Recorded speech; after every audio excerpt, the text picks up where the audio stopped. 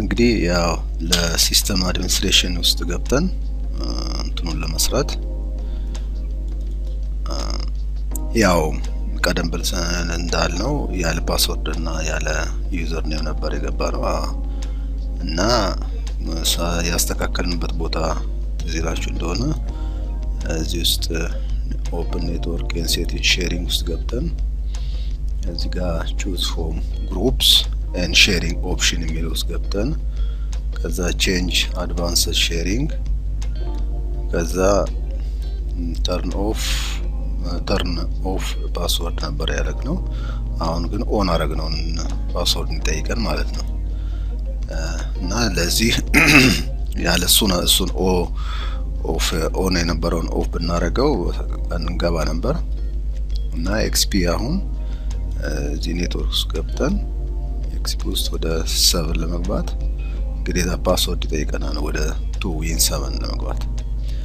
አሁን ለዚህ ምንድነው የምናደርገው? እዛ ለመግባት በፓስወርድ እና በዩዘር ኔም የዊንዶውስ 7 ላይ እንመጣና ማይ ኮምፒዩተር ማኔጅ ከዛ ሎካል ዩዘርስ ኤንድ ግሩፕስ የሚለውን ገብተን ዩዘርስ የሚለው ጋር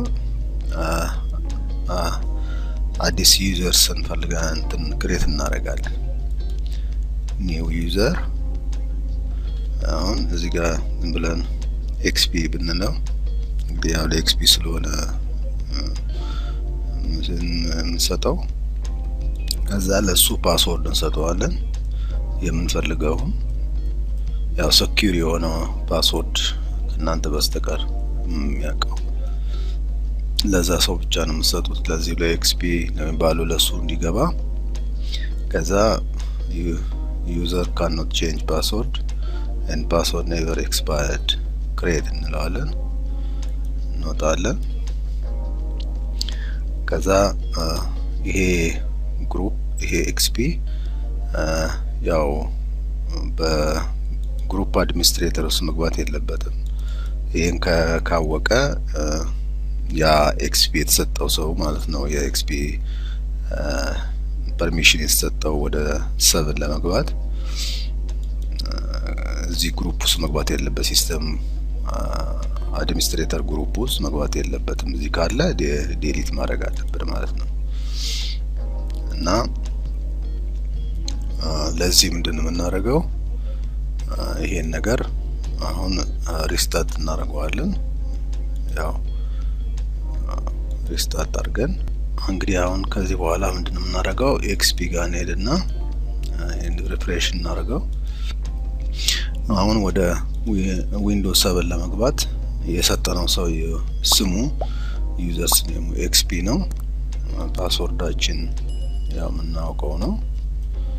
ከዛ ኦኬ እንለን እንገባለን። አሁን ፈቀደልን ማለት ነው። ሼር እናደርጋለን። እዚህ ጋር የምንፈልገውን ክሬት ማድረግ እንችላለን። እና በዚህ መልክ ለዚህ ለኤክስፒ ብቻ ነው አሁን ወደ ዊን7 ዩዘር ኔም ኤክስፒ ወደ እንዲገባ ፓስወርድ እና እንተሰጠነው ማለት ነው። ከቀደም ካለው ያሁኑ ያው ሴኩር የሆነ ነው። ያው የሚያውቀው ሰው ብቻ ነው ወደዛ የሚገባው። ይሄን የሚሰጠው ያው ሲስተም አድሚኒስትሬተር ሆኖ ክሬት አድርጎ ሰው ስሙን እና ፓስወርዱን ይሰጠዋል። በዛ ምክንያት ከዛ ውጪ ማንም ሰው ሼር የሚደረግ ነገር ውስጥ ከኤክስፒ ወደ 7 መግባት አይችልም ግዴታ። እና ቀደም ካለው ዝም ብሎ ኮመን ሼር ለማደራረግ ብቻ ከሚገባው ይልቅ ይሄ ሴኩር የሆነ ነው ማለት ነው። በዚህ መንገድ ብዙ ጊዜ ከዛኛው ሴኩር የሆነ ነው። እንግዲህ ሌላው ምንድነው ዶክመንት ሼር ላስና የሚያለው ዶክመንት ላይ አሁን ለዊንዶውስ 7 ሼር የሚያደርገው ዶክመንት ይሄ ነው። እዚህ ውስጥ ገብተን ፕሮፐርቲ ቀደም ብለን እንደምናውቀው ማለት ነው ሼሪንግ ሼር እና እዚህ ጋር አሁን እንደምናውቀው ቀደም ሲል ስንሰራ የነበረው ለኤቭሪዋን እና ለባለቤቱ ለኦነሩ ብቻ ነው። አሁን ይሄንን ብለን ሪሙቭ እናድርገውና እዚህ ውስጥ ገብተን ለኤክስፒ አድ ሪድ ብቻ እንዲያደርግ ራይት ሳይሆን ሪድ ብቻ እንዲያደርግ። ለዚህኛው ደግሞ ለሆም ግሩፖቹ ማለት በዊንዶው 7 ግሩፕ ውስጥ ያሉት የዊንዶው 7 የሆኑ ግሩፖች የነሱ ግሩፖች ማለት ነው። ይሄ ሆም ግሩፕ የሚባለው ለዊንዶው 7 ብቻ ነው፣ ለኤክስፒ አይደለም። ይሄኛው ለነሱ ብቻ ከሆነ እነሱ ሪድም እንዲያርጉ ወይም ሪድም ራይትም እንዲያርጉ ለማድረግ ብናደርግና ለዚህ ለኤክስፒው ግን ሪድ ብቻ እንዲያርግ አድርገን ፍቃድ ብንሰጠው ለዊንዶው 7 ዶክመንት ሼር እንልና ክሎዝ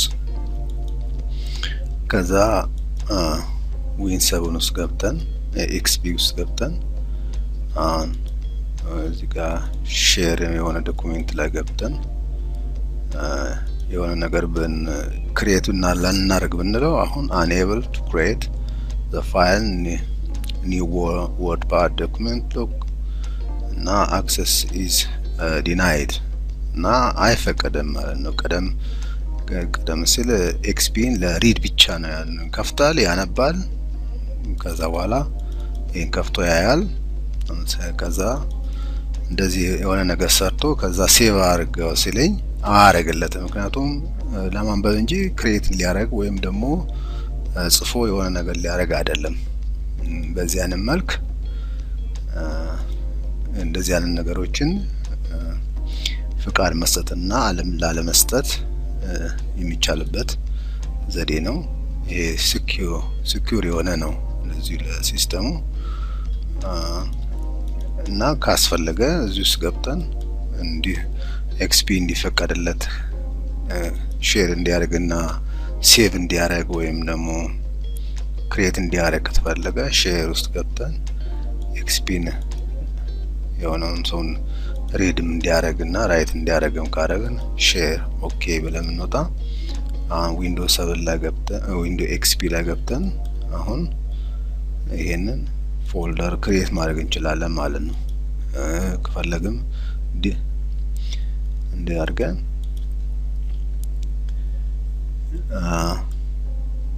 ምን እናድርገው ዲሊት እናድርገው። ኦኬ አሁን ዲሊት ማድረግ እንችላለን፣ ራይት ማድረግ እንችላለን፣ ክሬት ማድረግ እንችላለን።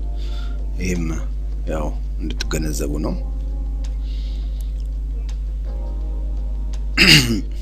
እንግዲህ እነዚህ ነገሮችን የምንሰራው ያው ሼር የሆነ ዶክመንት ውስጥ ማንም ሰው እንዳይገባ ነው። እንግዲህ ይሄ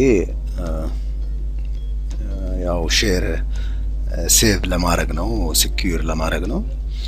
በእርግጥ ይሄንን ሲስተሙን እንደሚያውቁ ሰዎች ቀላል ማድረግ ይቻላል። እኛ አሁን የሰራናቸውን ነገሮች ገብተው መስራት ይችላሉ። ማለት ሼር ለማደራረግ መፍቀድም ይችላሉ። ግን ለዚህም የአድሚኒስትሬተር ፓስወርድ እንዲጠይቅ ማድረግ ይቻላል። ግን ያው እንግዲህ እንደምታውቁት በዚህ አይነት መልክ ዶክመንቶችን ዊንዶው 7 እና ዊንዶው ኤክስፒ እንዴት አድርገው ሼር እንደሚደረጉና እንዴት አይነት ፍቃድ መሰጠት እንደሚቻል ለማሳየት ነው የሞከርነው። እስከሚቀጥለው የቪዲዮ ፕሮግራማችን እስከምንገናኝ ድረስ መልካም ጊዜ። ደህና ሁኑ።